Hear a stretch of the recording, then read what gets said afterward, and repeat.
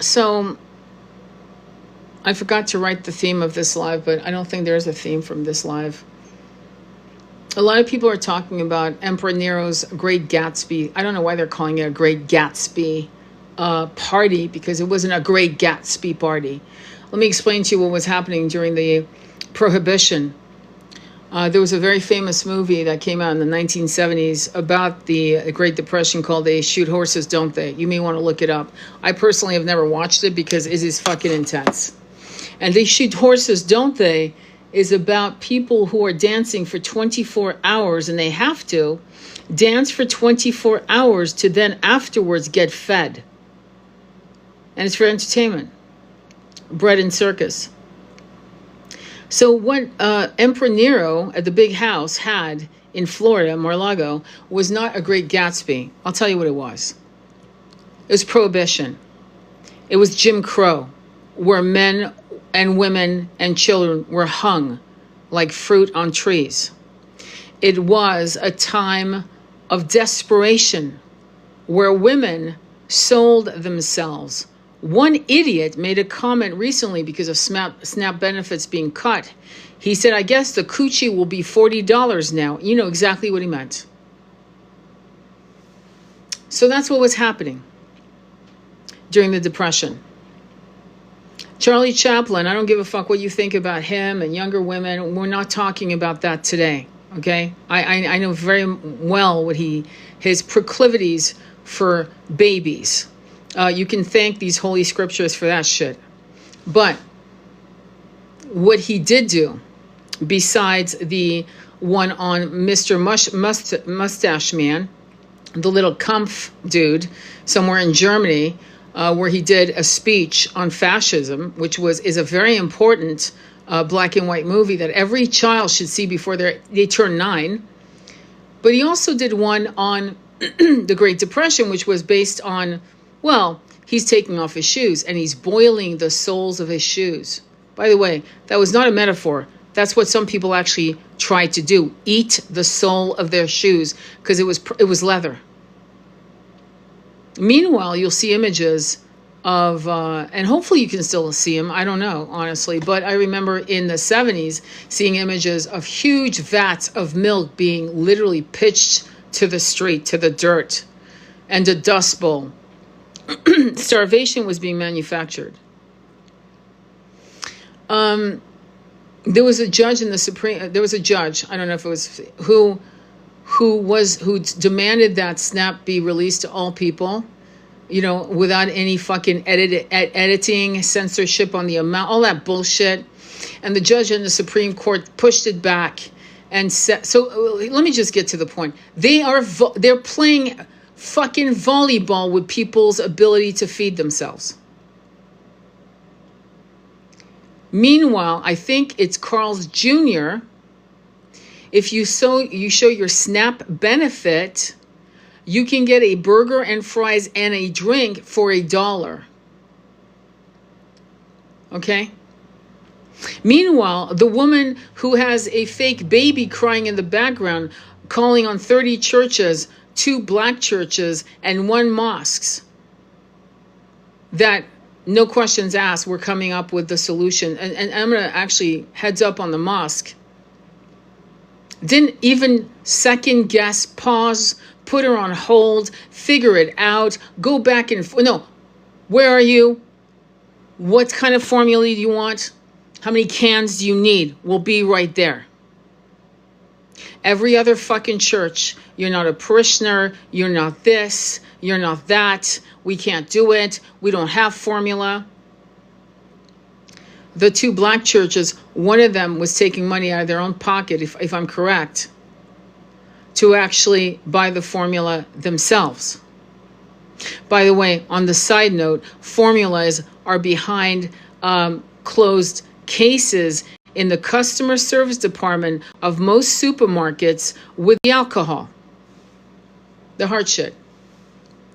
Baby formula. I remember when I was seeing baby formula being locked up during COVID, and I said, you're locking up baby formula? Because I actually needed coffee, and it's Pete's coffee, and I wanted it, and it was locked. And I said, why are you locking fucking coffee? And I went, hang on, why are you locking up baby formula? deodorant. And the guy looked at me and said, well, because they're stealing it. I go, but baby formula? You guys can write it off as a loss. Loss in prevention, loss to write off. You should be ashamed of yourself. Fucking unlock it. Let people if they need to take it, let them take it. And somebody's going to say, I'm promoting theft.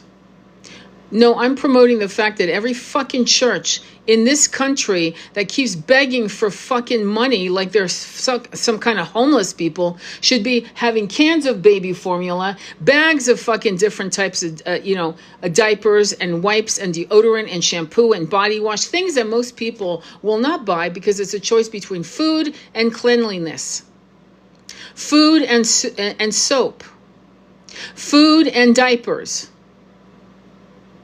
Some women have put their kids in trash bags.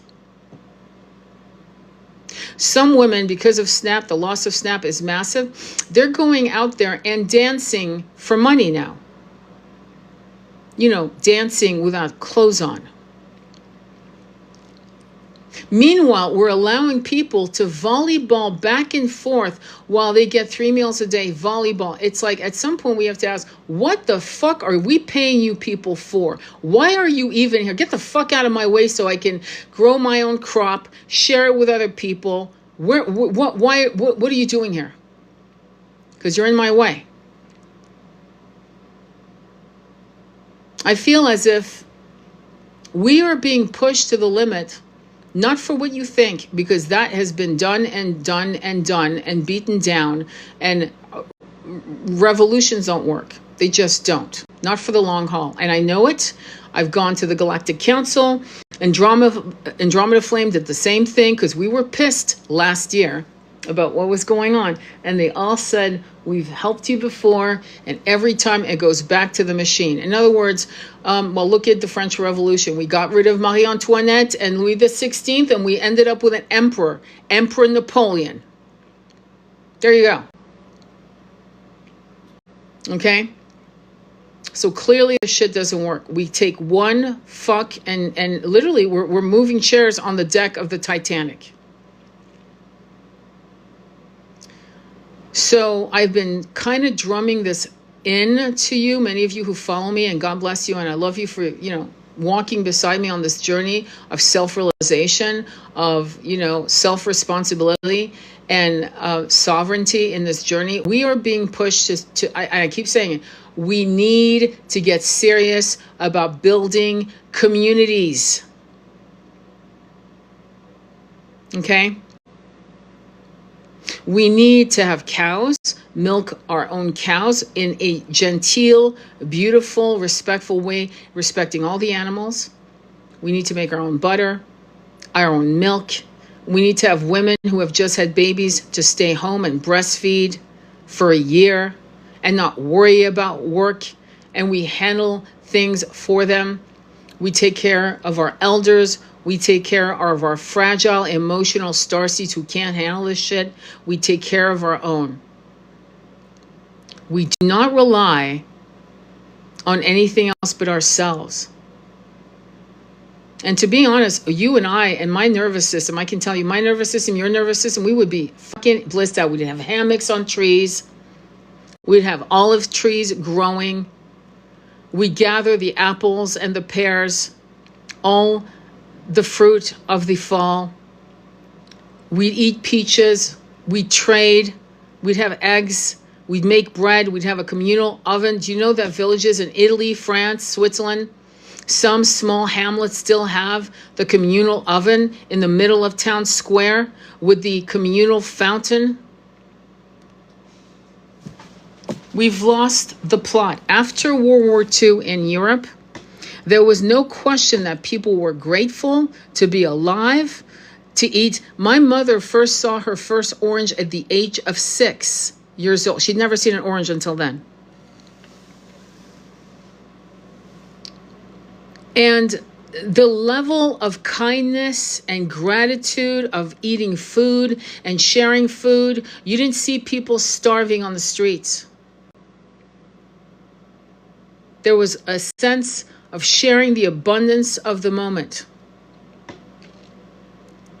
And it was, I think, what created an interesting community that accepted, and I'm going to say, a lot of African Americans who fled the United States in the late 40s, early 50s to write their books, to take walks, to eat in imagine a restaurant with white people and not be harassed or spat on. There was a huge immigration of people of color who had to leave to be safe and to be respected. Eartha Kitt, Josephine Baker, Richard Wright, Baldwin, the list goes on. There were women who needed to feel, American women who need to feel complete, who needed to feel a sense of freedom, who fled to Paris, Italy, and London, and Dublin, I would imagine, Spain, to feel as if they could walk the streets and they could write and be seen as equal to men. And I think about, we are 100 years from the Great Depression. 1925, 2025.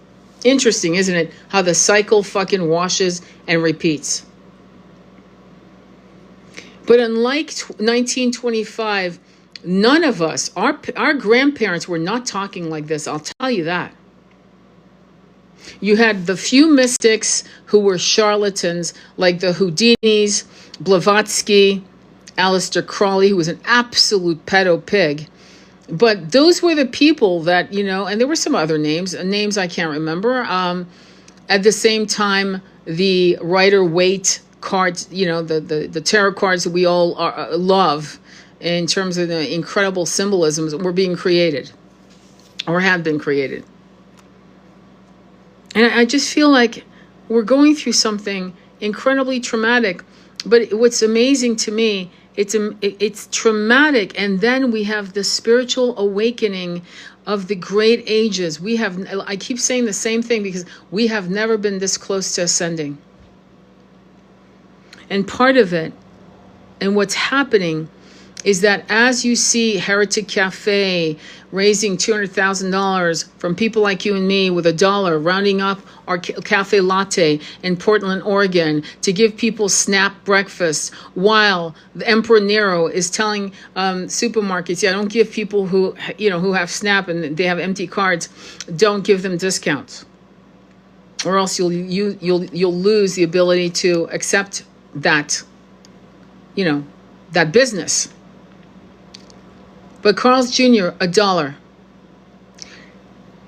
People all over the country, cafes all over the country, are learning that all they have to say is, I will give SNAP breakfast to people, or SNAP lunches, and people are donating. We are already building a community. But I need to talk to you about the architecture of the communities that are not from places of where you're living in your apartment, your own little house, all alone. You might know your neighbors, you might not. You probably don't if you live in an apartment building. And if you're like me, you would know your neighbors, but whatever. And we are being asked to live on land together. We are being asked to live in beautiful buildings that we build with our hands. There's a woman in Uganda who is a model. She actually flies into Paris and Milan for the fashion shows. And then she lives I swear to God, in a hut. It's a big, huge, like, what is it called? Like a round house, like a yurt.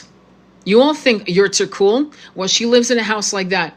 And once a year, she takes cow dung, and I think she mixes it with a little bit of straw, and she actually repaves the floor of her yurt, if you will.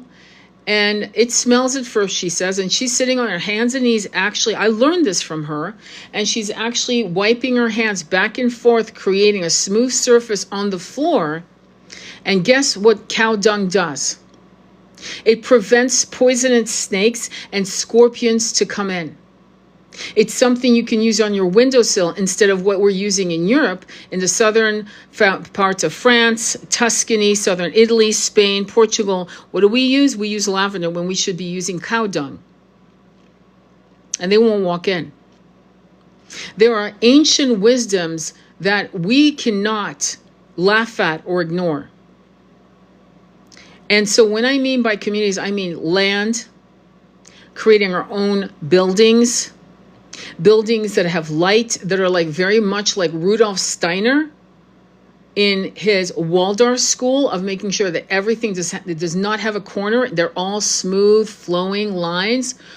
We would repurpose windows. Like I was telling a friend of getting repurposed windows, pane windows, other windows, tinted glass windows, and a whole wall being of windows. Different windows where light is shining in. There's earth ships that we can build. You can take a class to learn how to build an earth ship using tires or glass bottles and whatever glass bottles you can find, beer bottles, whatever, right? And building earth ships. And the course is about $10,000. At least it was the last time I checked. But to buy, in other words, these kinds of structures are more in line with calming our nervous system, walking barefoot on the grass, picking tomatoes as the sun rises, having your babies run with other people's babies and laughing is what we've lost. The Industrial Revolution destroyed our humanity. Because if you've ever studied it, that's why books like Oliver Twist, The Christmas Carol, Les Miserables, all of that are books of what happened in the mid to late 1800s and the Industrial Revolution, which was enslaving children. Many of them didn't make it past the age of 12. And of course, our forefathers, right, our grandparents, great-great-grandparents, who were more inclined to look at bottom line money, ledgers, didn't care about children, poor children. If they were poor, they were considered dispensable. And the indigenous people, the Aboriginal people, the Native Americans, the Mayans, that I still see their beautiful, splendorous features on some of the people I know who I love. African people, Celtic people, ancient Norwegian people who knew how to live in balance with the seasons. They knew how to do it. And so this is why we're seeing a resurgence of people who are really deep diving into their their roots. And not just their roots, but the roots of your past lives, right? You could be African American and totally obsessed with Japan or Vikings. I don't know why we can't fucking embrace that in us and remember by just doing or seeing, remembering. And so we are being asked to build societies, real ones now. This is it. By 2027, before that clock turns to midnight, you better have a plan. And I mean a plan that's in action, an active plan that is breathing life into your life. That means that by 2027, you've flipped the switch on and you're living it.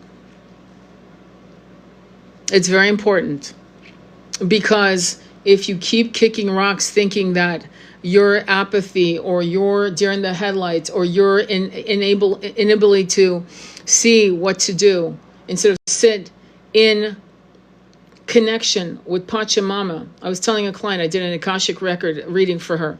And I said, we all have rubber-bottomed shoes. And I told her, you and I are the last generation of children who had leather-bottomed shoes as little kids. Yeah, there was no such thing as rubber-bottomed shoes when we were kids. And I said, why do you think I buy babouche? Babouche are slippers, just so you know, made out of leather. And the bottom of the shoe, they're slip-ons. Okay, they sometimes have a little pointy, but men can wear it. It's unisex. And before that, I used to wear jazz shoes. And jazz shoes, bottom leather. And why is that important? Because in your unconscious daily work, whether you're going out shopping and you're doing what you're doing, you're getting all the electromagnetic current going up your legs with no barriers of sneakers and hiking boots and you know what I'm saying? You're getting all that. And the Schumann resonance of the Earth, Pachamama, is 7.83, which is 18, which is 9. God's perfect master number. How interesting. And so I was telling her, you need to because I was telling her certain things, which I'm not going to repeat here because it's private on that end. But I said to her, you have to start speaking, not reposting content, not saying, oh, that's fucked up. You need to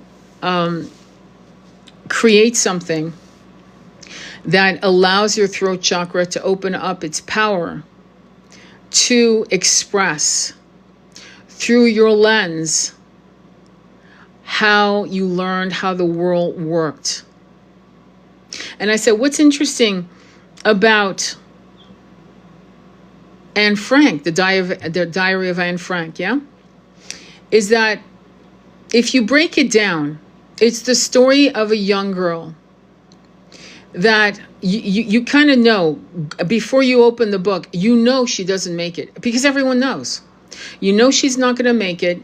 It's the Holocaust. What's happening. And yet you're sitting completely enraptured, hearing the thoughts through the lens of this girl's world that's unraveling. And she's writing, let's be honest, mundane stuff. It's mundane. But the reason why it's not mundane is, she'll never see 15 or Sweet 16. She's a virgin. She'll never know what you're going to live.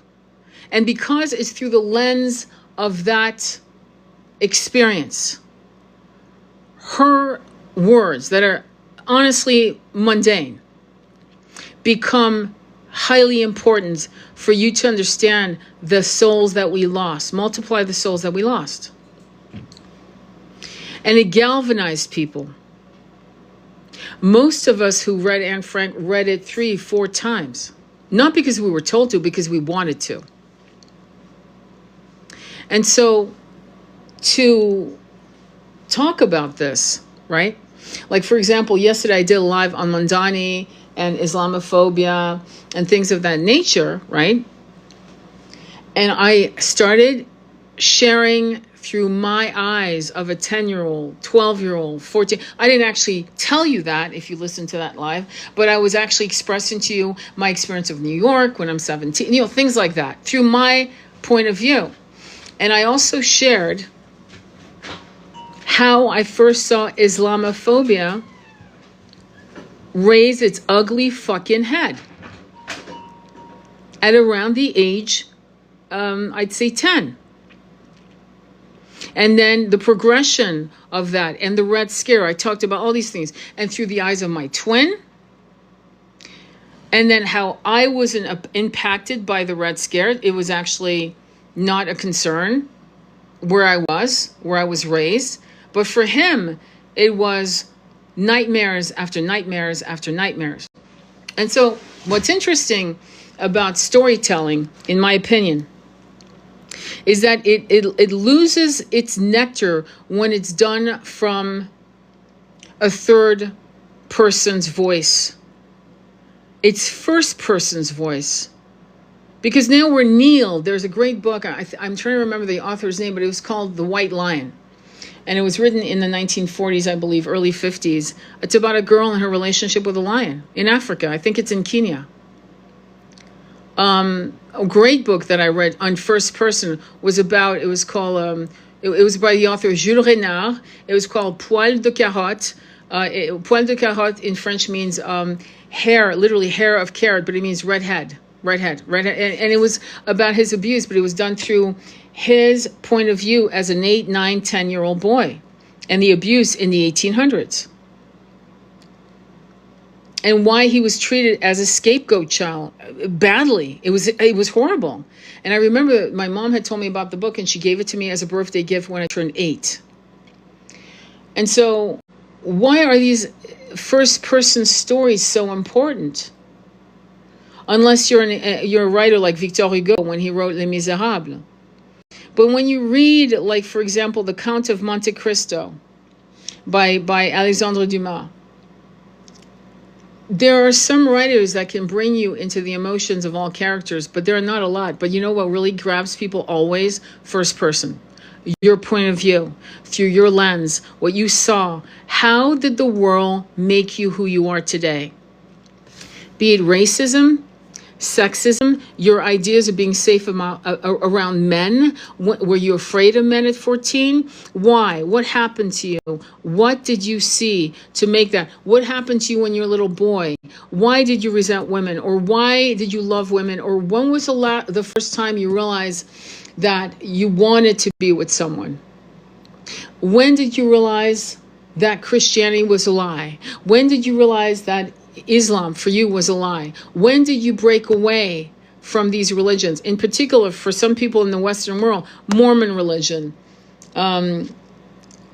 Schofield Bible type of shit, Jehovah's Witness stuff, things of that nature. I'm going to go with more Western religion because I'm closer to that. So I'm going to speak of that because I can't speak of Islam because I know that there's such beautiful things in that religion. In all three religions, there's a lot of beauty. But I was telling another friend, I was telling her, I think for many of us to unwrap ourselves, detangle ourselves from the 3D matrix, we have to detangle ourselves from these three religions who still fucking try to explain 3D templates of misogyny. It is not good for men, it is not good for women, and it's definitely not good for children. And though there are moments of beauty in all three religions, right? Much beauty. The poison is still there. I feel we're being pushed to do massive changes. And there were massive changes as the Bible was cobbled together. And that's why you have a King James version, and you have that version, and you have, the Huguenot version, and then there's that version, this version, the other version, all kinds of versions. So it's not like we haven't done this to the supposed holy book that was the Word of God. So I'm just thinking, because I know, we've been also taught about the chakras of the planet and that England is the heart chakra of the planet. And I'm going to tell you now, I'll stand on a hill on this one. I know for a fact that the chakras of the planet are shifting. What we were told was Mount Shasta, what we were told was India and Tibet have changed. And they're ever changing because portals are opening and closing for us to step into 5D consciousness individually and collectively. And not everyone's closing for us to step into 5D consciousness individually and collectively. And not everyone's going to be ready.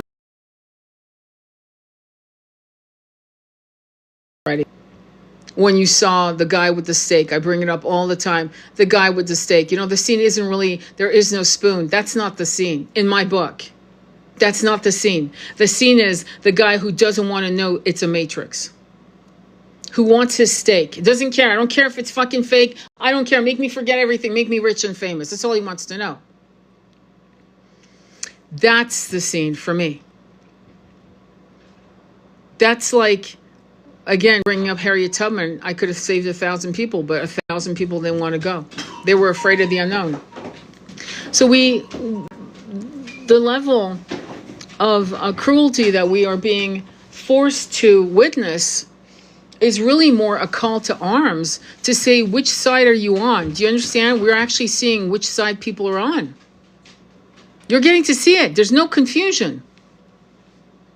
Do you understand? To kick the ball back and forth on Snap, it's pure evil, period. There's no conversation. This is not even a debate. And we're seeing who's evil. And who is benign and loving and generous and merciful and understands the concept of charity. That's why this woman, Nicolay, right? I think her name is Nicolay Monroe, right? Who did the calls to these various churches has gone viral and it hit the news. Because now people are saying, what the fuck are you not paying taxes since you can't even help people who are there's a baby crying in the background as far as they're concerned, who's 2 months old, who hasn't had a formula since last night, and still they hang up on her. So there's a part of us, and I feel, for me personally, I'm going to say it in my way. There's a part of me that sees this shit and goes, holy fuck, this is like beyond corrupt. Like the word corrupt, evil, deviant, sadistic, can't even, like, are there any words? I want to howl. And there's a part of me, my soul speaks and says, but Tony, don't you see? Don't you see? This is the call to arms. This is the chasm you've been asking for. There's no greater clarity than now. You know exactly where the evil is. Sidestep it.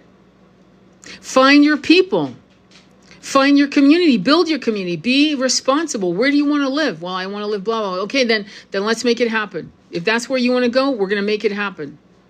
And what will you do once you're there? I will do X, Y. Okay, then write it down. Write it down as if it's happening now. And that's what I've been doing. So I'm telling you personally what I'm doing.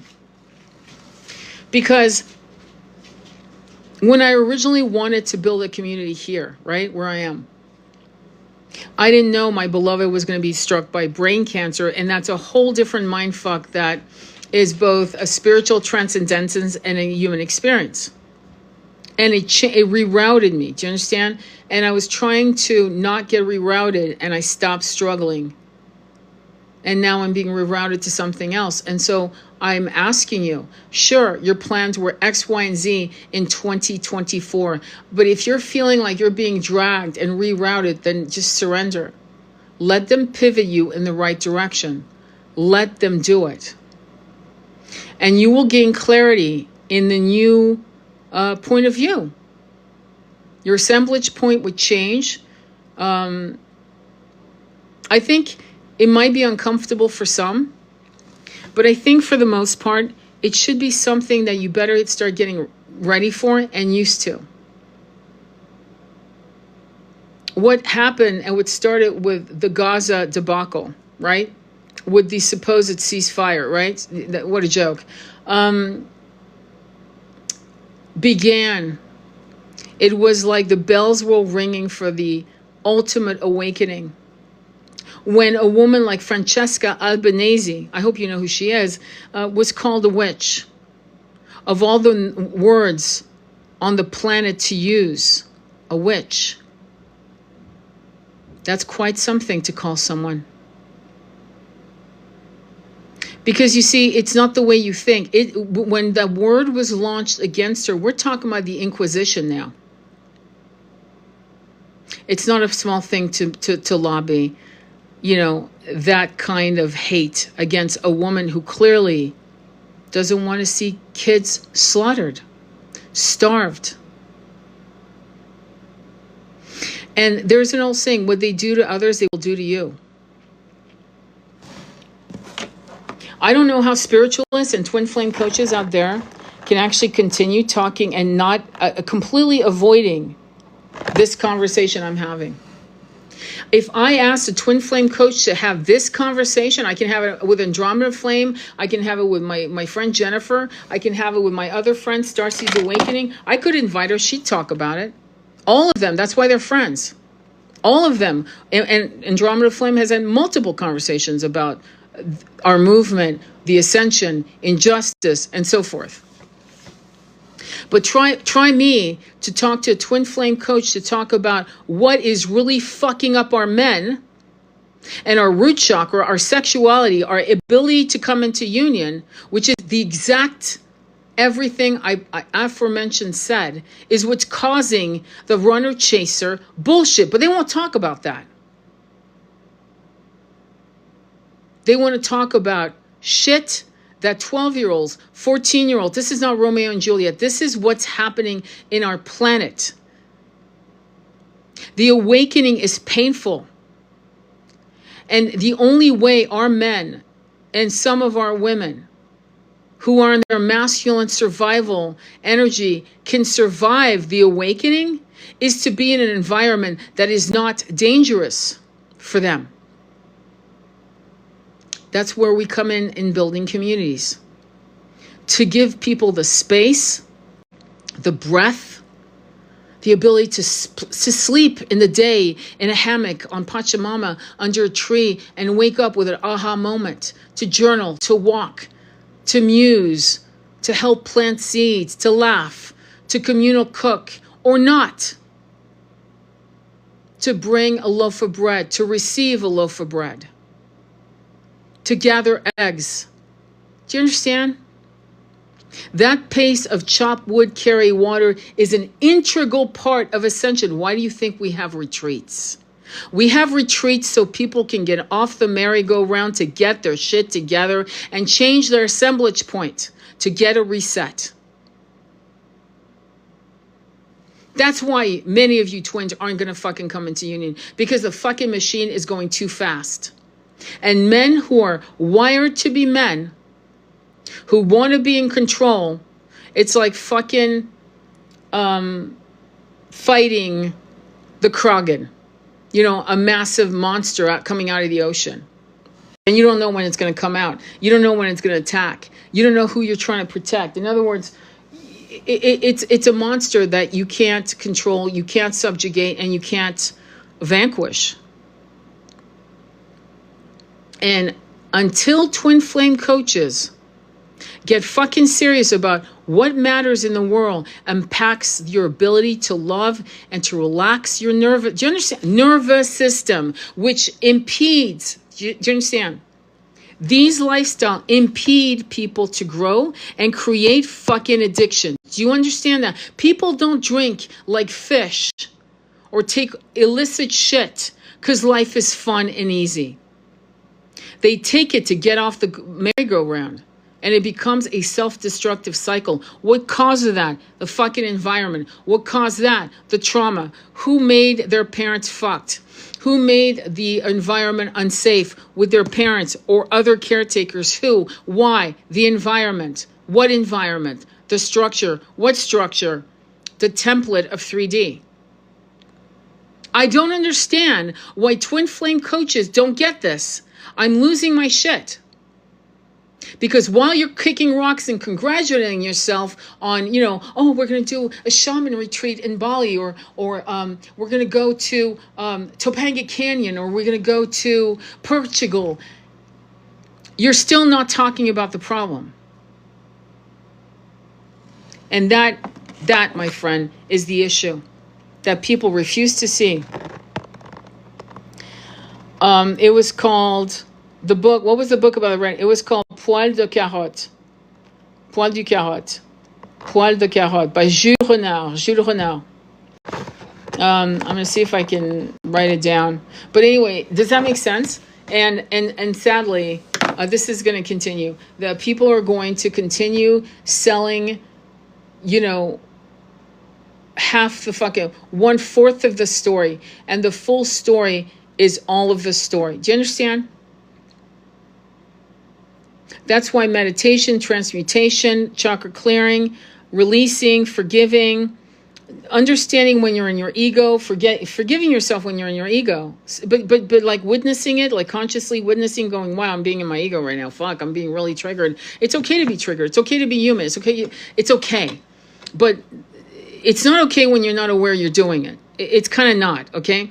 So hopefully you're getting to a place where you can witness you losing your shit. You witness you being massively depressed, imploding, witnessing with compassion, not judgment, right? But ultimately, that's part of the story, not all of the story. And I don't know why they're not talking about it, but I'm going to tell you what I'm going to do. I'm going to start inviting people to actually talk about this, who are in the twin flame coaching mumbo jumbo. And I'm going to ask them if they'd like to talk about Gaza, talk about starvation, talk about SNAP, talk about injustice, talk about misogyny in religion, uncomfortable things that have kept us muzzled for over 2,000 years.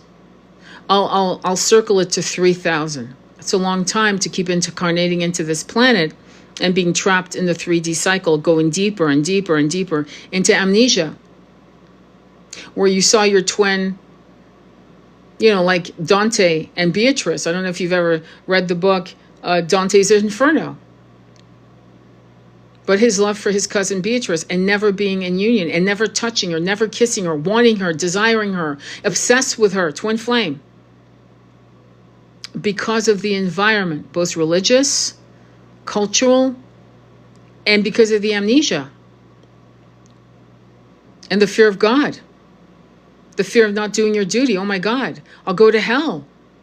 I mean, obviously there was an obsession because he kind of wrote a really thick book on the subject. Your lives have been beneficial. Education are greatly appreciated. Thank you. I'm really happy to hear that, Red Phoenix. It makes me grateful, because sometimes I wonder what the fuck I'm doing. I'm not joking. I mean, I'm a coach. I'm a twin flame coach, but I'm more of an ascension coach, and I'm more of an Akashic reader, to be honest. What was interesting, I will share this because it's fascinating to me, is some of the things that come through the Akashic records for people is why we're blocked, why we fell into 3D. What was the move where we fell into 3D? What was the blocks? Why? And how can we overcome these self-betrayed moments, where we did things that we shouldn't have done. We either betrayed ourselves, we betrayed other people, or we were cruel. Okay, some of us felt because we were just cruel. We fucked up really bad. And I think it's important to understand that and to forgive. And the twin flame journey, I will say this, somebody had said something very beautiful and absolutely perfect. She said, I'm having a hard time because I have a group, a twin flame, but it's an ascension twin flame support group. But it's really ascension. Why? I'll explain. She said, I was forgiving my twin. We're going to use that word twin. And then suddenly, out of nowhere, I felt anger and I saw the pain come to me from another vantage point. What she had done is seen an incident, a pattern, and she was analyzing it to transmute, to forgive, to let go. And then she saw it from another angle, probably the point of view of self-compassion, and went, I didn't fucking deserve this. And she got pissed. And it hurt her all over again from a different angle. And I said to her, when you are allowing yourself, because see, your twin I'm going to say it, okay? Don't get upset when I said, our twins, some of our twins, not all of your twins, but I'm going to say it like this. They're fucking assholes. And what you love is their soul. But their avatar as Jimmy, Rudy, Johnson, whatever the hell they're going by, they're assholes in this particular incarnation. And they will refuse to give you clarity and truth and to just be forthright with the truth on the table. So you become a spiritual CIA and an FBI to figure out what the fuck's going on so I can get clarity. Some of you do it for the purpose of cutting them out forever, okay? Some of you do it for the purpose of understanding what is the pattern. And some of you, I don't know why you do it. I'm not going to lie and make it up. And in that self-excavation, okay, that is raw, to the point where you're digging with your bare hands until your nails are broken off and your fingers are bleeding. The pain will smash you from a different point of view. And you'll go, wait, I thought I healed this. That's the nature of healing. And it'll throw you to the ground. And I said to her, no, that's good. You're going to be fine. You're actually excavating every way. You're actually doing a 360-degree healing journey because apparently you're being forced to do it. Now, that's not true for everyone. Do you understand? That is not everyone's truth and reality. Do you understand? But for her and for me, some of it for me, that was a truth. And so in our group, we were able to discuss it. one of the things we are trying to deconstruct as women, because we're all women in that group, of course, like usual, no offense to you men, but you better start stepping up, because this is getting ridiculous, where it's mostly women doing all the healing work, all the integration, all the purging, all the cobbling back what was lost, soul fracture that happen over incarnations with your twin and without your twin. And yet we are, right, for 3,000 years, have been looked at as if we were no more than breeding cattle. That's the irony. And yet we are more emotionally and spiritually intelligent than your average twin male. Let's be honest. Because our twin males in the Western world, we're going to talk about Western religion now, which is, I'm going to go with Christianity or atheism or whatever on that realm. The beginning of their foundation, by no choice of their own, was shit forced down their throats as boys, and trauma they chose never to look at, and they reinforced their Michael Singer says it best in his book The Untethered Soul. The thorn that they were trying to protect, they built a fortress around it. It's made of fucking solid steel, and you can't go in. Fuck, they can't go in. They can't even see out of, they don't know where the exit door is either. And so you end up exploring your pain, their pain, the loop, the repeats, the failures, the running, the chasing, the rage, the trying to figure out why you should get up and live another day. Shit like that. That's horrible. And one of the things that we have to do as women, because I think a small handful of unicorn males are doing this work, but it's a small handful. But as women, what we have to put to rest once and for all is female competition and female fuckery and female mind fucks and stories I've heard since I was a kid, and I'm sure you've heard them too, or you've experienced it. And we are trying to figure out jealousy among women. And we are trying to figure out how to deconstruct jealousy among women, because, sweetie, there's a reason why they made Mean Girls 1 and 2. I think there was a second version of that movie. It's not a joke. And so though we should all be sisters, no matter what age, no matter what we look like, what we weigh, how much money we have, that's not happening. Okay? And when I say feminine energy, I'm including some of the masculines that are very much in their feminine energy of competition.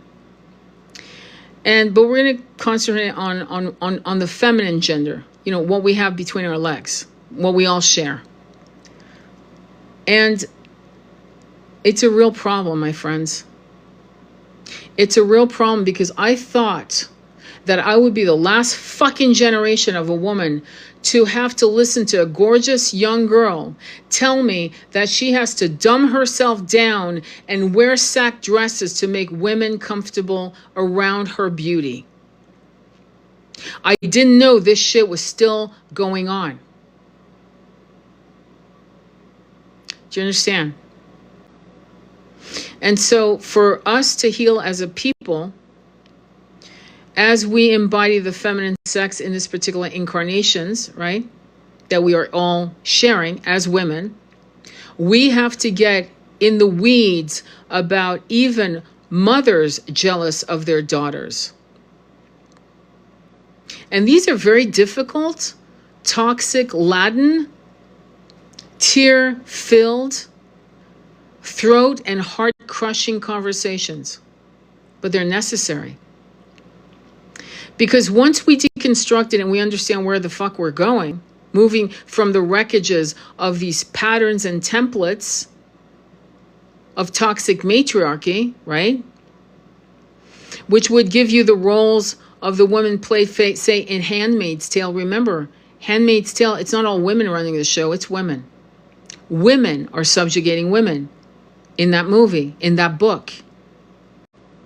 And for that to end, for the kind of loyalty that will be just a switch on, oh my God, sister, you're in trouble, I got you. That should be an immediate. But unfortunately, we live in a world still where women, not all women can be trusted. And you know that. There are women that will laugh at your fucking failure. They will laugh if you look a little fat in that dress. They will laugh if you get cake in your face on your wedding day, you know. And that's what I'm talking about. That's what we're actually, in fact, I asked the group last week, we're going to meet tomorrow. And they said, I said, well, what do you want us to do? And they said, we want to talk about, we want to keep going into that direction. So you see, it's not twin flame, is it? You know why? Because it's ascension business.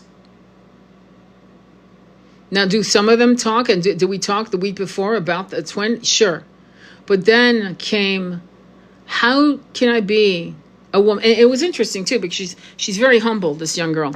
And she was afraid of saying, and I said it for you, you're beautiful. Yes. And so you're beautiful, you're young, you're 30, but you look like you're 20, right? And yes. And I go, okay. So listen, right now we're going to be arrogant. You're fucking hot. You're sexy as fuck. And women are pissed off and they're jealous of you. Should you wear sack dresses? Should you stop wearing makeup? Should you make yourself look like shit to make women fucking comfortable? Fuck no. Fuck no. As a matter of fact, don't wear a bra and show off your fucking, if you got great tits, show that off too. Fuck them. Why am I saying that? Because we better grow up as women. Because see, this girl's not flirting with anyone's man. That girl just wants to be who she is. She just wants to walk in her body, feel beautiful for herself, look at her own reflection in the mirror. The reflection of men is not what she wants. She doesn't want men ogling her. She doesn't want that. She doesn't need that. In fact, it makes her uncomfortable. But what she does want to feel is good in her skin and safe to be so around other women. Elder women, old women, you've had your time. I've had my time. Let's let these young women have their time. That's what we're working on to make, I think we're actually, come to think of it, I think we're having these discussions because for us to have good communities, I keep saying, let's build a community, let's build. Well, before we build a community, to prevent catfights of stupid shit and gossipy and evil backbiting crap from women against women, maybe that's what we're supposed to do. Is have those difficult conversations. So when the bell strikes in 2026, yeah? The summer of 2026, for some of us, we can actually say, yeah, we're good. We've cleaned all this shit out. That's not going to be a problem. We're going to be good. We're going to know how to support all of our sisters, no matter what stages of their life they are in. And it might sound petty to you what I'm saying, but you know what? I don't think it is. I think it's very, very important. I don't think women are doing enough of that.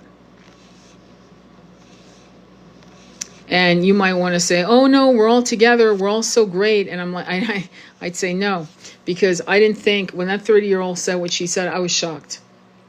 I was shocked that she was living what I had lived when I was 30. You know, that was shocking to me. Your lives, let me see, where are you? Any questions or comments on that? How do you feel about this? How do you feel about what I just said about women? Truly, truly excavating jealousy against women and competition against women. Does that make you uncomfortable? It looks like some of you might be quite uncomfortable. Does that make sense? Any comments? Storytelling and chakras discuss spiritual shifts. Yeah. Let me see here. Any comments on that? No? I'm shocked. There are probably 2 women on this, and you don't have an opinion on what I just said. You know why I push you? Because I want you to feel comfortable saying, that makes me uncomfortable. Let me ask you this. Have you ever had that kind of conversation where you went deep diving into why women compete against each other in a raw, honest way, so that you can destroy that template once and for all? Have you ever done that kind of work? Hands up or hands down. Have you ever done that kind of work? No? I mean, come on. I mean, I'm kind of shocked no one's saying anything. To me, that's kind of weird. Anybody want to say anything? Have you ever done that kind of work? Yes or no? Okay, silence. I'm kind of shocked. I'm going to wait. Anybody ever done that kind of work? Of jealousy and competition with women? Have you ever sat down with women to talk about jealousy and competing against women, having been a victim of it, having felt jealousy against women, feeling like you were mind played with by women? Because I'm all about loving women, but women who are high priestesses and goddesses. Has anyone ever had that deep dive conversation with a sister, your best friend? And I mean, a conversation that lasted 60, 90, 2 hours. Anybody? I'm really curious. I'm waiting. No, there's no. So why didn't you have those conversations? I'm curious. Why did those conversations never occur? Do you think they would benefit you to have a conversation like that with your friends? Do you think it would benefit you to have conversations like that with your women friends? Not that long. Thank you, Angie. Did you realize why that would benefit you? Necessary conversation, even if others find it uncomfortable. Why do you think we're not having those conversations? Can I ask you? Because we're having conversations about Bonnie Blue. We'll talk for fucking hours about Bonnie Blue. And it's not coming. I'll be the first one to say this about Bonnie Blue. She has a beautiful face. Her eyes are blank because of her soul is fractured from, you can't have thousands, you can't have those experiences and not get spiritually almost broken by it. So that would be a soul retrieval type of meditation. If she was my client, I'd say, you need a guided soul retrieval meditation, soul guided retrieval. You've lost pieces of your soul, selling parts, having men who you would never give in the time of day, touching you for even 48 seconds. I don't have to be jealous of her. I would never want to have her life. But there are women who are actually jealous of her, which would be shocking. Have you ever thought that maybe, and this is not, thank God, I hope it's not true for any of you, but have you ever had a mother, your mother, who was competing with you as you started developing? Have you ever had that happen to you? And did you ever discuss it with another friend who also had that issue? I'm asking. Did that ever happen to you? Did you ever have a mother compete with you?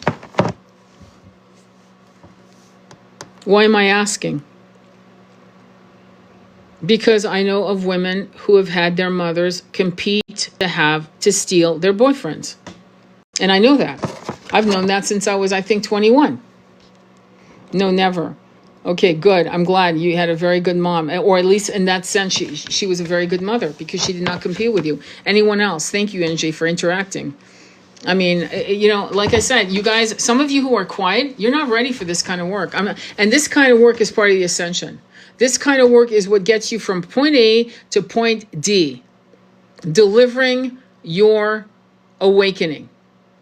If you're not ready to talk about sex in brass tacks, if you're not ready to talk about your trauma, why you can't, read erotica, why you're uncomfortable talking about sex, why you can't take a shower nude with your man, why, all of these things, if you can't do that, you're not ready for this. Do you understand? Like, you need to rip whatever fears you have out of your fucking way and get ready to talk in ways that will deliver you from the clutches of fear and feeling like you're not good enough and you're not ready, and all these self-limiting programming tapes that you have in your head. Like, you can't continue like this. Does that make sense? Any questions on that? Any comments on that? And I don't want to put you on the spot, both of you, because you've been talking. I don't want to, but there are two other people who have been absolutely silent. Don't you understand, like, your inability to even express anything on as I'm asking you questions is, you should look in the mirror. Like, go in the bathroom right now, look in the mirror. Why can't you say a word about what I'm asking? Why are you mute? Why is it 2 women out of 4 saying something and you can't do it? So 2 of you are silent. Why? Yeah, I'm pushing. Go in the mirror. Go look at yourself. What's going on? Why can't you tell me what you need to deliver yourself from your... No, and you're driving and responding at stops. Please stop doing that. Stop doing that, Red. Don't do that at all, okay? I don't want you to do that, okay? What you're saying is important. No, but leave it alone. Don't do that anymore. You've done enough interaction, and I appreciate you. Unfortunately, my friends betrayed me out of jealousy. Yes, thank you, Angie. That's it. So you didn't have a mother who competed with you, who was fucking you, and messing with you as you were developing, but you had friends who betrayed you. 2 women are not speaking, or 2 men. If you're men, then tell me, did you see your sister being abused in that way? I doubt you're men, though. You know what I mean? Stops are necessary. Well, safe travels, my friend. But I want to know, why is it that there's either a man and a woman right now on this live that is silent? And that's what, I don't know. To me, it's like, if you can't be transparent to yourself even, that's why I asked you, go to the mirror, go to the bathroom, go to the mirror, look deep into your eyes. Why can't you speak out even for yourself? Why not? Why not? Why are you silent? Why? I have a toddler in my arms. No, you're talking, Angie. You're doing everything you're supposed to do. And Red is driving, okay? So, but there are 2 women. 2 women are silent right now. And they will not speak up. And when a woman is unable to speak up, she is going to be looping in her... She's looping. If there's a man who can't speak, even if you as a man can't speak about the subtle fuckery that women do to each other, and I know you've watched it because some men have triangulated women to compete against each other for the attention of a man. That's competition. That's female competition. Does that make sense? So, just saying. But I'm not going to beat up this live with the same, Again, the conversations we're having, because some of you have joined, we're talking about female competition, women who compete against each other, women who play mind games against each other, women who backstab each other, and how in my group, we have a support group, how we're talking about jealousy and how to deconstruct it and how to give women, young women, the ability to feel safe being young, beautiful, sexy, and not downplay their beauty to make other women comfortable. Men are easier to be friends with. Men are easier to be friends with. I don't agree. I do not agree. And this is not to put you on the spot, but women who say that have always had bimbo friends, because when you have powerful friends, as powerful yourself, you're not going to have that many male friends. Because male friends there's an agenda that if they find you fascinating or fun or whatever, not all of them, but in some cases, quite often, there's the agenda of sex. They sexualize the woman. But if you are with powerful female friends, you'd never say that. You would never say, oh, my friends are men. And Do I understand that though? See, that's important. Do I understand when women say, "All my male friends, they are my dear friends, and I have no female friends because women are constantly jealous of me or competing with me and all of that." Do I understand it? Absolutely. That was me when I was 19 years old. All my friends were guys. All my friends. Okay? And some of them sexualized me and some of them did not. They were like brothers, but not too many. And what happened? Well, I remember at the age of 19, I got a horoscope report for the whole year, right? It was like I paid for the horoscope report. It was going to give me a whole trajectory of my year. And it said in it that women would be very important in my development as a spirit soul. And I was like, wow, that feels right. And I remember how my mom was so lonely. She had no female friends, none. She'd have acquaintances that would come and go. And I remember thinking to myself, I really want women to be important in my life. I don't want to not trust women. And during my journey in my 20s, I was betrayed. I was competed against. I was thrown under the bus. They tried to fuck my husband multiple times. He's a tall, good-looking man. They tried to do all that. And yet, I pursued this agenda that I would meet powerful women, goddesses, high priestess, shamans, druidesses. That was my goal. And because I didn't let these negative beginnings circumvent my desire, women, powerful, fun women started coming into my life. And I started having fun. And I could trust them. Or the relationships would collapse because we would clash on an idea that was an important idea. And I can't remember some of them, but some of them. Or I would know that I met some women who were a certain way, and I took pity on them, which is a mistake. Never take pity on a woman. Don't put a woman in your life out of pity. Do it out of desire to be her friend. But anyway, this particular woman wanted to fuck my husband. And once I really realized it and realized, oh shit, okay, well she's trying to be close to me to be close to him. I told my husband said, yeah, I know. I go, okay, well, are you interested? I mean, if you're interested, maybe I should call it a day. He goes, oh, hell no. I could have fucked her fucking 2 years ago. So I was like, okay, so we agree. She's out. Oh yeah, she's out. And it was like, that was it. Remember, we were in our 30s, like 32.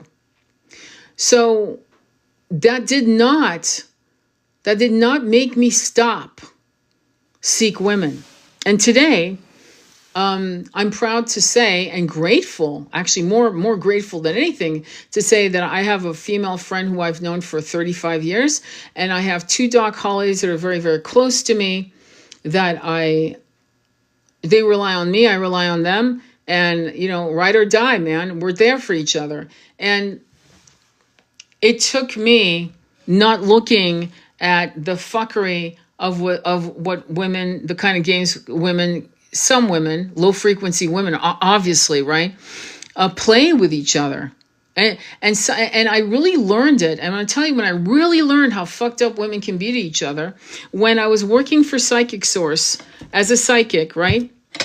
And I'd have clients, right, calling saying, oh, can you tell me about James? Is he interested in me? And I go, and I throw the cards and I go, yeah, actually, he's really attracted to you. But I'm seeing a third party. Are you married? I mean, you have to remember, this is like a 10-minute call. Are you married or are they married? Oh, he's married, but I'm just going to bother, I'm just going to have him for a little while. I'll give him back to her eventually. So I get calls like that. And I got calls of women who knew the man was married or whatever, and they wanted to know if they get pregnant. So suffice it to say, after a number of years, I quit because I didn't want to take those kinds of calls anymore. I did not want to entertain women like that. And quite often, I don't know if you know this, but we psychics on these we can actually refuse a call by simply hanging up. And quite often I would just hang up. I was like, I'm not ready for this person. Fuck that. But it taught me, okay? It taught me the length, because you see, I was naive. I actually thought that in the 21st century, the kinds of games that I'd grown up hearing, which was the games I just shared with you, were from the past, from the 20th century. That of course women didn't do that to each other in the 21st century. That's absurd. And then I was to find out, actually, no, the game's still being played. And as I worked with women throughout the world, I mean, it didn't matter if they were in Bali, if they were in Morocco, London, France, whatever, right? That some of the concerns coming up was that, the third party. Now, what's interesting about twins, in that most of my twins that have been married or their twin flame is married to someone else, it makes them very uncomfortable. In fact, they've never been that woman that took another man from a marriage. And when they meet their twin, the guilt is unhinged. For most of the female twins I've worked with, including some of the male twins, they're not a fan of being the side piece. And what I found, well, I mean, from my own experience, because it happened to me, right, is I realized that the twin was the agent, the conduit, the messenger, the marriage with this person, the contract with this person is now over. As to when is up to you, but it's done. And so the shakeup that a twin brings to, if you're married to someone else, is a real fucking thing. It's a problem. It's well known. But my point to you is that that's not what I was talking about, right? I was talking about competition and jealousy. And the twin flame, the other party, is never doing it and doesn't feel good about it. It's not a flex and it's not a competition. In fact, what I found fascinating by twin flame females whose twin was married to another woman is they wanted only the best, even though it hurt the twin that was left to the side, meaning the feminine. So the feminine twin would actually be in pain. But the feminine twin was like, if he has to be with her, okay. What would set up a twin to go fucking apeshit was when she knew that her twin was with a toxic bitch. That's when the twin feminine would go off. But if the twin feminine knew that her twin was with a soulmate, high-level soulmate or whatever, and that there was benefits to this marriage, hands off. Pain, lots of pain, but hands off. Do you see what I'm saying? But what I found, with my work is that I found that women were really just competing. So I wanted to ask you these questions because I wanted other people to see that you're not alone here. You know what I mean?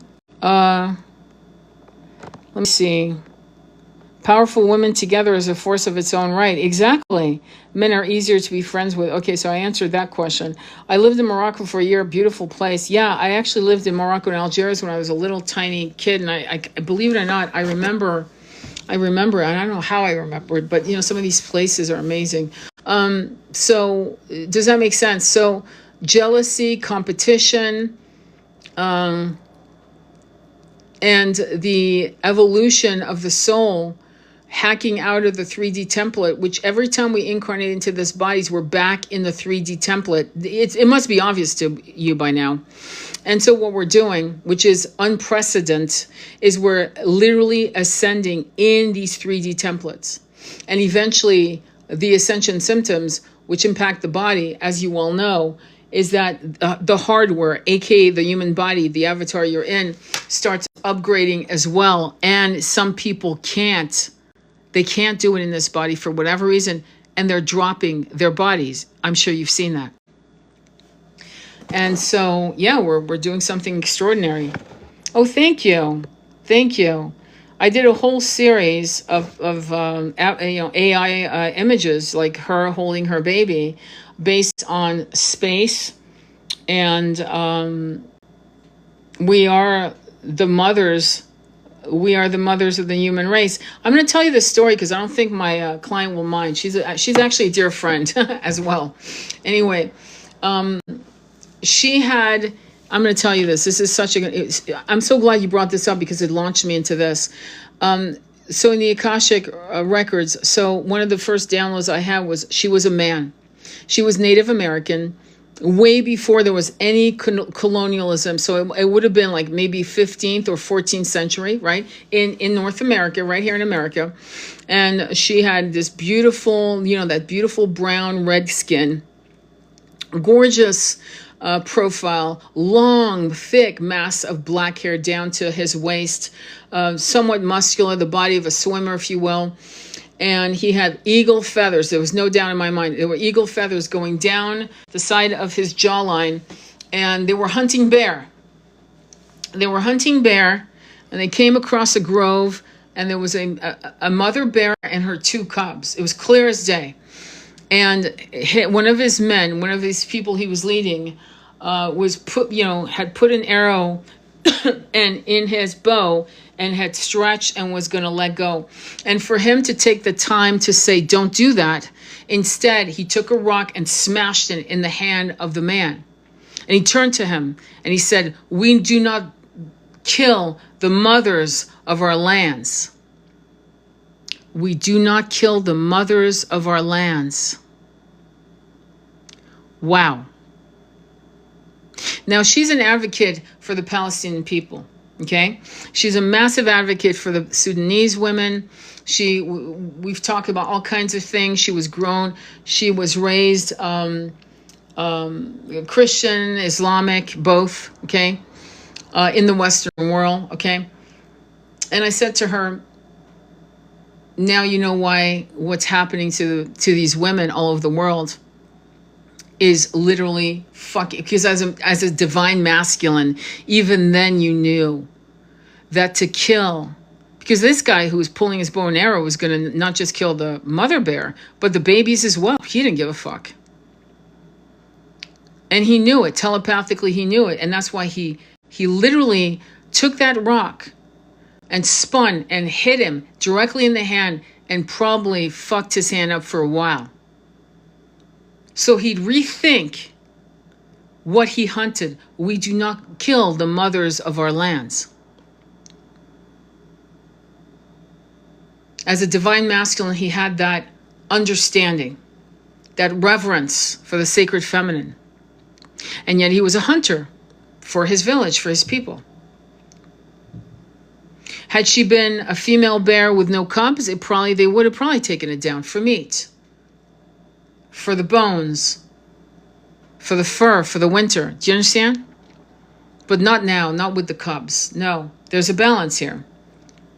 And we're seeing the savagery of breaking that universal law. You do not kill the mothers of our lands. I think that's extraordinary.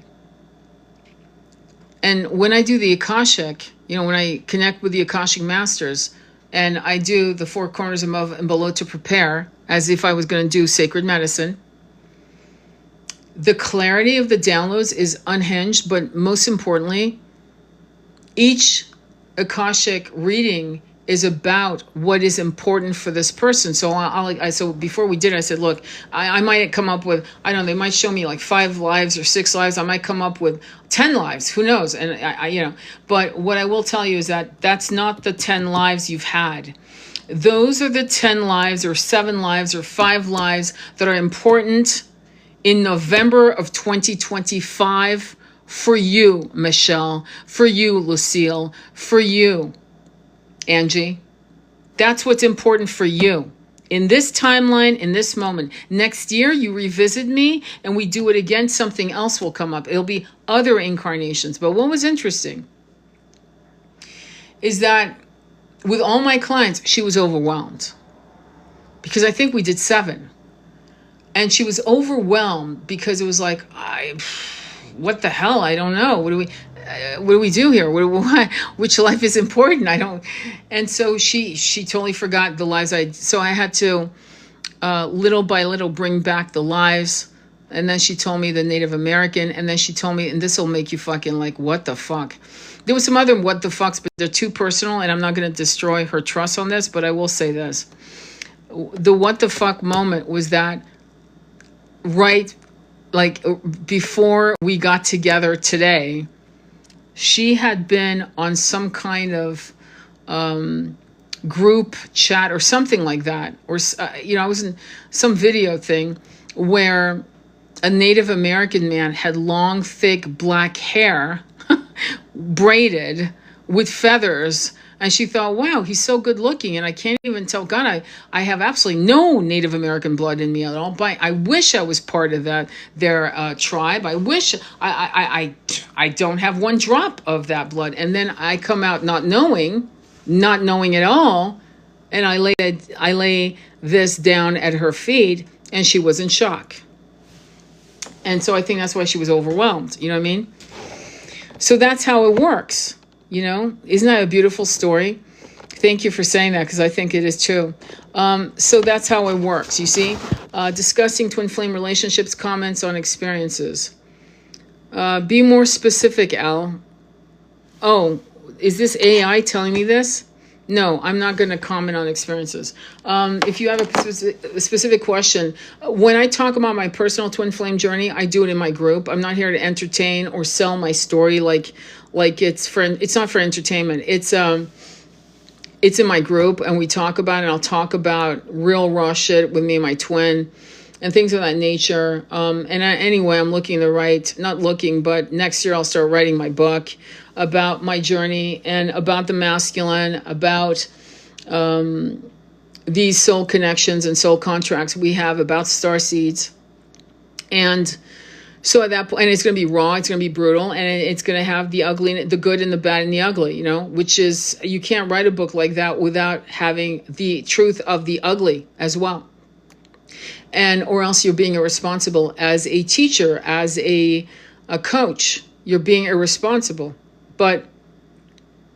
And there are nuances to things that only a book can rightly put to you, if you're going to read it, how the human mind and the soul contracts unravel and how they show themselves, to people who read the stories or what have you. Like when you read, one of the reasons why I was banned on TikTok from selling my book Recall, for example, which is based on facts and based on truth, is because, first of all, it's highly sexual.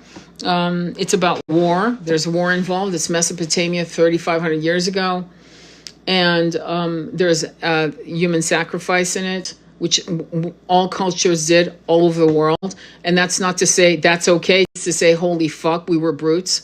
But it's also to say that these brutish tactics that started coming into play right before Atlantis fell were offshoots of the Archons, Anunnakis, the dark Anunnakis, reptilians.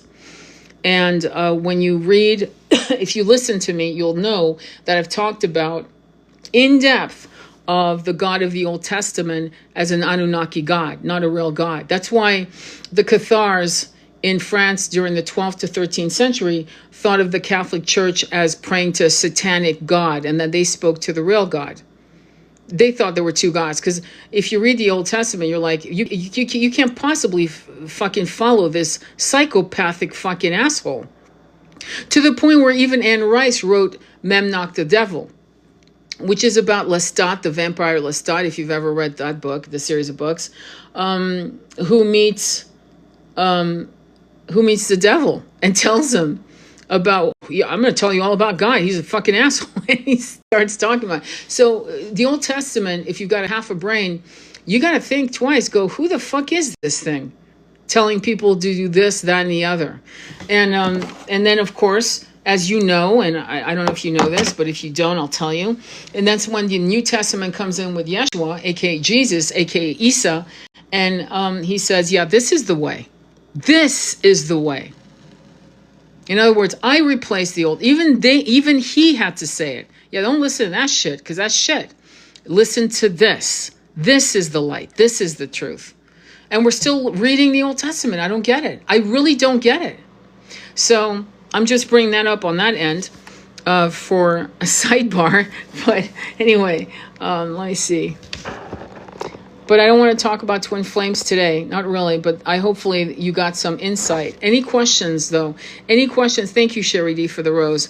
I really appreciate it. Thank you, Ago, for the rose. Any other questions? So, but you understand that when you talk about the twin flame experience, it has to be, let me put it that way. When the book is published and I start talking about the book, at that point, sure, I'll go public raw, because I would have done the work as I write. When you're a writer, which I am, as you write, you process what you're writing, right? Especially if it's your own experience. And when you do that, healing comes from that. Once you're healed, then you can go public. But I still have pockets of unhealed things that I have to process. And I'm only going to be able to do it by writing the book. And once that's done, then I can go full on public. Because I'm not going to sell you a fucking fairy tale of my journey with my twin. I had amazing nectar with my twin, clearly, right? But it was heaven and hell. And I think that's the only honest way to reconcile it. And towards the end, before he died, we did achieve Shambhala. We did achieve heaven on earth. And we did achieve, what I mean by that is we were completely transparent for the most part, but he still held back so much that when he died, I continued in my meditation, which I would have done anyway. But my point is, continued on my meditation to connect with him and to call on the Galactic Council, to call on the elders, to call on our guides, his guide, my guide, and to talk about the healing that needed to continue. The life reviews that he needed, reviews that he would have to take and review at various vantage points of what I would call his death journey. It's not something that happens overnight. It takes months. Now, I knew that with my husband who died, and I got to a real understanding of what at least they did for my beloved, right? My twin. Okay, I'm going to call him my beloved moving forward. My beloved, in stripping him down from some scars of 3D. And it's a process. It's not whip, bam, boom. And I know this because even though time is not linear, it's going at the speed of light and beyond that simultaneously. I get all that. But there were some things that his soul, having a free will, could stop, stagnate, set up situations where he would be. I hope you understand what I'm saying, but in a sense, there were things that he didn't feel worthy of receiving from the healing that was being given or offered, rather. And then there were meetings with me and our guides. I can talk about the after death because there's a pure sense to it, and I'm ready to, but I'm not ready to talk about what we lived in the 3D world because it's incredibly intense. But in his death, he had to process. Well, the first thing he had to do was make a decision. Do I come back to 3D because I feel like shit and I'm not worthy of being in 5D? So that went on for a few. Once he more or less said, I commit to not coming back for a while. Okay. And then it was stripping off the 3D layers of 3D programming and bullshit like that so that he would, on a frequency level, he wouldn't be a match to anything else but 5D. So, you know what I'm saying? So, it's a journey. When I get mad at him, his birthday pops up on the clock, on how many likes, views I get, in other words, it pops up fucking everywhere. He's saying, I'm here, don't give up, I'm here. And so, I'm sharing that with you because I think it's a good point to talk about what you can experience as you journey in your, self-realization. And did you notice I keep saying self-realization? And so, as we progress as human beings, becoming transcendental to this, temporary vessel that we live in, and realizing how this sticky substance of 3D and experiences and our emotional pain body, it does follow us like a trail we take it with us, obviously. Why do you think we do a life review? You think we're fucking clear? Oh yeah, you're clear, you're fine. You're, benediction here. You're pure now. You're fine. You did all the work. No, it's we're taking what they call some scars impression, that's sticky shit, and we are having to make peace with it in an environment with our guide or guides and the Akashic masters to review it from various points of view.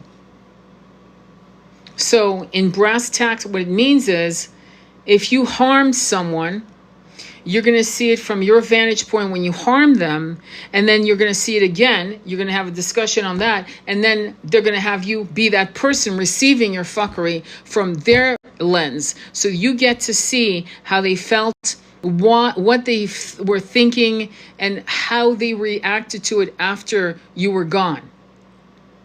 And this goes on and on. So it's not one life review, it's multiple life reviews from various vantage points and discussions, clarity, and so forth. Does that make sense?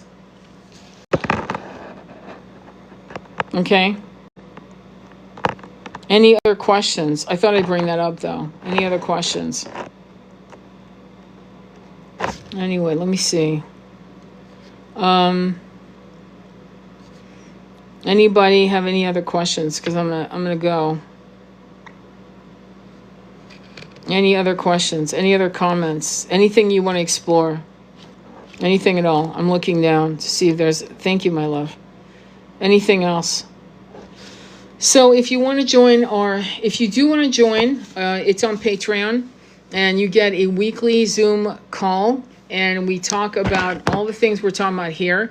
From your point of view, we give each other space. I am going to tell you something though. If I go above 14 people in a group, I will start splitting the groups so that we keep the groups small. No more than 14 in a Zoom call. That means if I have 28 people, I will have 2 calls per day.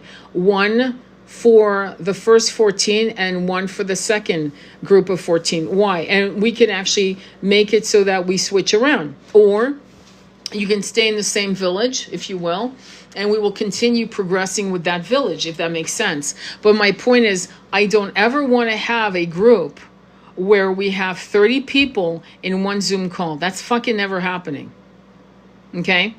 I'd rather at that point, 30 splitting each call into 10 groups, into 10 people in a tribe, and then I'll be on the phone fucking all day, basically, supporting people and talking to them. But that's how I have envisioned it from day one. Right now, we have 11 people, and maybe 7 will show up, 9 sometimes. And then we have great discussions, and really we always want to do 60 minutes, but we end up 90 minutes, to be honest. Sometimes 2 hours, and at that point, 2-hour mark, I have to call it a day because it's crazy, right? But there's no lack of fucking conversation or clarity. They're recorded, and they are privately sent to people in the group, these recordings, and no one else has access to them. And you can hear. And honestly, I was listening to a recording recently, and I was like, fuck, this sounds like a podcast. It's really kind of cool. Really kind of fucking cool. So if you want to join, feel free to join. You know what I mean? That was great. All right. Love this as I could catch it. So any other questions or comments, or I'm going to call it a day. I'm going to go. I think I want to catch up on some reading. Right now I'm reading The Lost Years of Jesus Christ by Elizabeth Clare Prophet. And if you want me to read from that book, literally tomorrow, let me know. Say something right now. If you'd like to read excerpts of Nicholas Notovich and what he found in the ancient Buddhist scrolls that talked about Isa being in Tibet, it's actually recorded in this book, and I can read it to you. I had interruption, which is why I said as I could catch it. So any questions or comments? Any questions or comments? If you want me to read it tomorrow, great. If not, I might do a combination of, let me see, any other questions or comments? No? Okay, so I'm hoping, and this is my hope, and I don't know what to say. I'm hoping I can eventually form a male group. And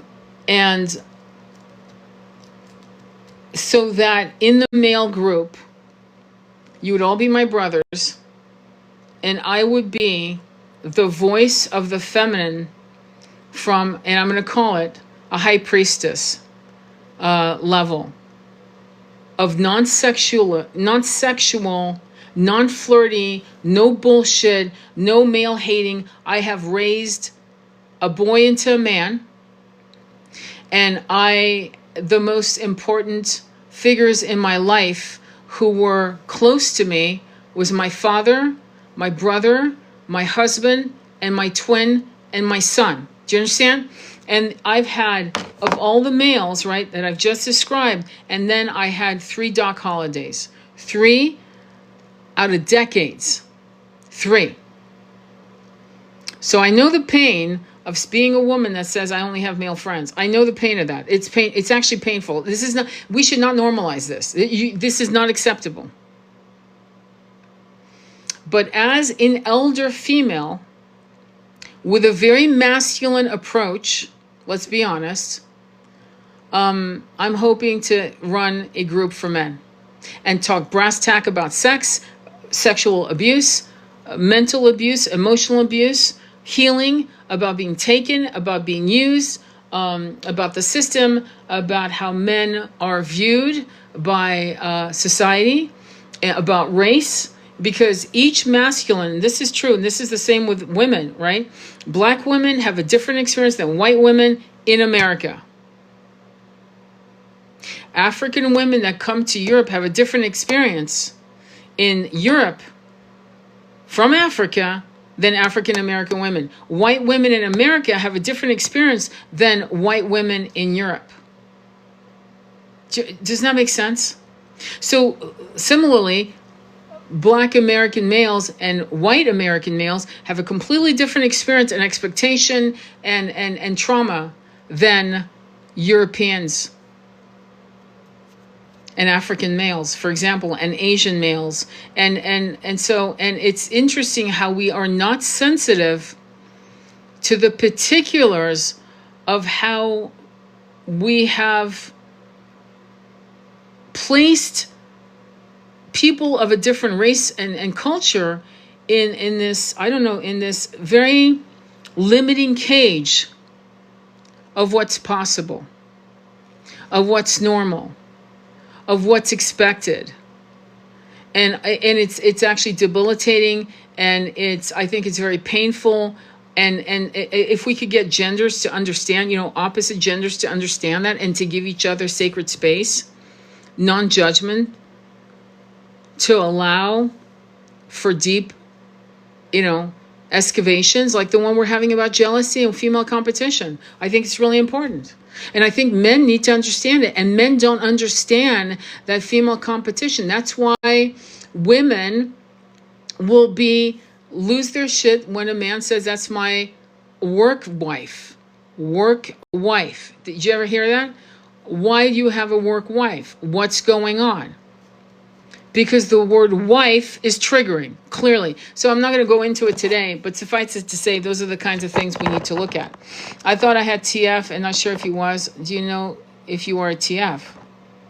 Why are you asking me? I know I'm not a twin flame, I'm a twin ray. I'm shocked you're asking me. Are you asking me, how do you know if you're a twin? Do you know if you are? Of course I know. But I'm not a twin flame, I'm a twin ray. And the twin ray means that the things that made us burn karma, aka flame, we were able to overcome it from the point of him on the deathbed, and the journey of that liberation continued and continues still in our separation. We're not separate, he's dead. He's no longer in the body, but we are in union, and the separation is, he's not in the physical form, but I am. So I'm on one side of the veils, he's on the other, and we continue our journey together and I am still processing a lot of things. And he's standing by me saying, I got you. I'm not leaving. I'm right here. I'm right here. I know I fucked up. I know I did. You know what I mean? And I think I'd like to teach that to people, because the telepathy doesn't end when they die. It actually increases. So there you go. There you go. Does that make sense? Any other questions? Okay. I'm going to let you go. Love your book suggestions. Thank you so much for your time and wisdom. Very kind. I'm surprised. Do you speak French, Red Phoenix? Because when I say Poil de Carotte, Jules Renard, which is a great book for, do you speak French? I know you're driving, so if you can't, okay. It says here, sacred intimacy to join the group discussion. Okay, all right. Well, if you want to join my support group, okay, for Ascension, Twin Flame, I'm very lucky. Andromeda Flame is also a twin ray. Jennifer is a twin ray. And they will pop in as guest coaches to help with the talks. And sometimes what I'll do while we're doing, especially in Morocco, oh, very cool, of course. Yeah, Morocco, of course. But our group meets, and we'll hang out. So somebody will be talking in the group, right? And I'll say, okay, I'm going to read tarot for you guys while you're talking so I can pick up the energy. And I'll tell you what my guides say through the cards, right, through tarot. And so we did that last week. And so while they were talking about their concerns, whatever, I was throwing tarot. And then when they were done, I was discussing what the cards were showing. And then I was giving them counsel. Does that make sense? I was coaching, aka counseling. Okay, so it's a fun group, and if you want to meet, it's $9.99. We meet every Saturday or Sunday, depends. Like today, we're meeting. I pushed it back to tomorrow, and it's at 1:30 p.m. Eastern Standard Time. Okay, so it's on my link tree if you want to join the Patreon. Also, right now I'm having a special where if you purchase a twin flame reading with me, it's $144, not for 60 minutes, for 90 minutes. So you'll get a 90-minute reading for my usual 60-minute rate. If you end up deciding to book with me for an Akashic reading, which is a total of 2 hours, 1 hour with me, and I do an hour of meditation to get your past lives, you also get 23 minutes of a tarot reading and numerology if you want. And if you decide to book with a hypnotherapy for hypnosis, if you decide to do that, which is 2 hours, you will get a 30-minute tarot reading for free. So I just thought I'd mention that. It is going to expire on November 18th. I probably won't be offering that again, because I never replicate, but I am looking to do an offer for brand new clients. And I might as well tell you now, if you're a brand new client, you've never worked with me, I'm offering $99 for a 60-minute twin flame reading. And it's only for brand new clients. It's not something I'm offering clients. The other, the 144 for 90 minutes, any of my clients can book that. And right now I'm getting a lot of bookings for that. I have clients like booking with me right now for that because they want to get clarity on their career, on their twin flame, on where to move, what to do, especially getting ready for 2026. And but for brand new clients, it's $99 for 60 minutes. All right, so I hope to see you on YouTube. Follow me on YouTube. Much love. Namaste. Be well.